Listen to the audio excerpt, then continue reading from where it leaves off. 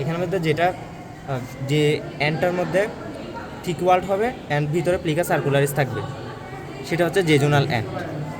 আর যে অ্যান্ডটার মধ্যে thin world আর ভিতরে প্লিকা সার্কুলারিস থাকে না সেটা হচ্ছে ইলিয়াল অ্যান্ড।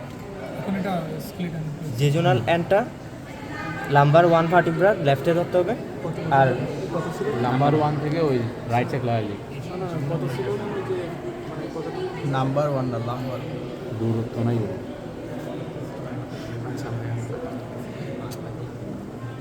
সেটা কাজ করতে হবে।